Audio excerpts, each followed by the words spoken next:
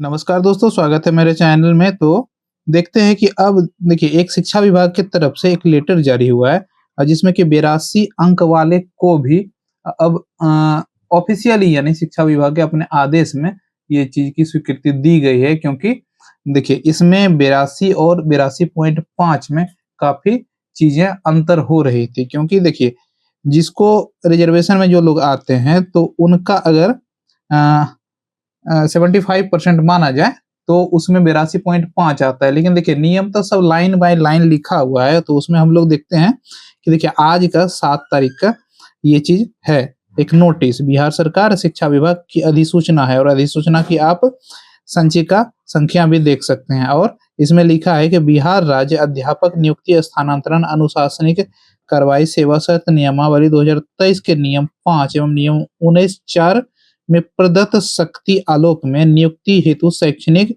प्रशैक्षणिक अर्हता का निर्धारण विभागीय अधिसूचना संख्या पटना द्वारा दिनांक 21/6/2023 द्वारा परिमार्जित किया गया है। और इसमें देखिए इसमें लिखा गया कि इस क्रम में कतिपय अभ्यर्थियों द्वारा अभ्यावेदनों पर समीक्षोपरांत निम्नांकित निर्णय लिए जाते हैं। तो निर्णय में क्या-क्या है कि नियमावली के नियम 5 नियम 5 पहला है और अंतर्गत नियमावली विद्यालय अध्यापक के पद पर नियुक्ति हेतु राष्ट्रीय अध्यापक शिक्षा परिषद द्वारा समय समय पर निर्धारित शैक्षणिक व प्रशैक्षणिक योग्यता निर्धारित की गई। इस प्रावधान के तहत राष्ट्रीय अध्यापक शिक्षा परिषद अपने पत्रांक 76/4/2010 एनसी टीईएस एकेड दिनांक 11/2/2011 के द्वारा शिक्षक पात्रता परीक्षा टीईटी के लिए मार्गदर्शिका निर्गत की गई है। और इसकी कंडिका 09 में प्रावधानित है कि टीईटी परीक्षा में 60% अंक प्राप्त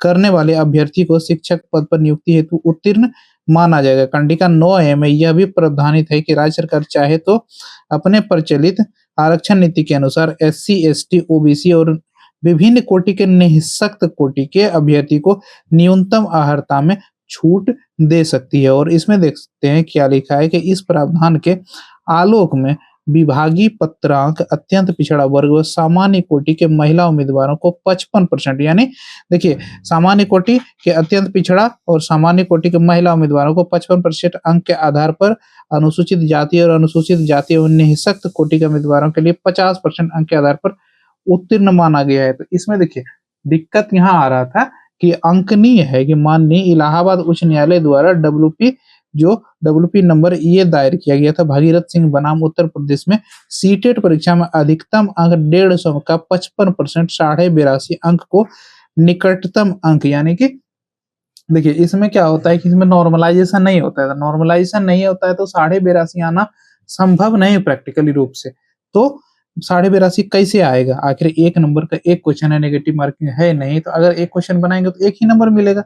इसने 83 क्वेश्चन किया तो उसको 83 नंबर मिलेगा, जिसमें 82 क्वेश्चन इसका सही हो उसको 82 एग्जैक्ट मिलेगा, 82.5 तो मिल नहीं सकता। तो इस कारण से जो इलाहाबाद का उच्च न्यायालय है उन्होंने एक फैसला सुनाया था, जो केस नंबर भी इसमें दिया है कि 5997/8/2013 में ही सुनाया था कि जो 55% 150 का 82.5 को निकटतम अंक यानी 82 अंक करने वाले आरक्षित श्रेणी के विभिन्न कोटि के परीक्षार्थी को उत्तीर्ण करने के बिंदु पर निर्णय देते हुए 13/11/2013 को एनसीईटी को निर्देश दिया गया था कि एनसीटी ने माननीय न्यायालय के आदेश के आलोक में विचारोपरांत अपने पात्रांक लीगल दिनांक 10/1/2024 द्वारा आरक्षित श्रेणी के विभिन्न कोटि को 5% छूट के आलोक में 150 अंक के विरुद्ध 82 अंक प्राप्त करने वाले को उत्तीर्ण माना है। तो यानी देखिए एनसीईटी ने तो उत्तीर्ण माना, लेकिन बिहार में इस तरह की चीजें शिक्षा विभाग के द्वारा नहीं की जा रही थी, तो इन्होंने भी